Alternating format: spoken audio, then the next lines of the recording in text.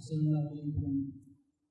شیخ محترم، کئی لوگ صرف 3 دن تراویح پڑھتے ہیں اور کہتے ہیں کہ اللہ کے رسول صلی اللہ علیہ وسلم کی عین سنت یہی ہے کہ 3 دن تک تراویح کا قیام کیا جائے، کیا یہ ان کا عمل ٹھیک ہے؟ حقیقت یہ ہے کہ جو لوگ کہتے ہیں کہ پیارے رسول نے صرف 3 ہی دن پڑھی ہے قیام اللیل یا جماعت کے ساتھ، اگر وہ کچھ تھوڑی تفصیل سے کہتے تو شاید ان کی بات کچھ وزندار ہوتی ہے کہ پیارے رسول نے جماعت کے ساتھ 3 دن پڑھی ہے، باقی گھر میں پڑھتے تھے آپ۔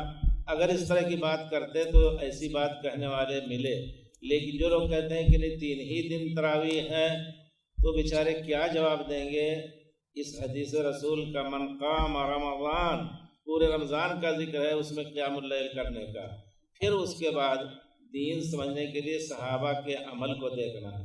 صحابہ کے عمل میں دیکھیے آپ، حضرت عمر نے جب جمع کیا لوگوں کو، اس سے پہلے لوگ پوری رات پڑھا کرتے تھے، تمام راتوں میں رمضان کی، لیکن جب حضرت عمر نے جماعت کے ساتھ جمع کیا تو ہمیشہ پوری رات ہر رات نماز پڑھی جاتی تھی۔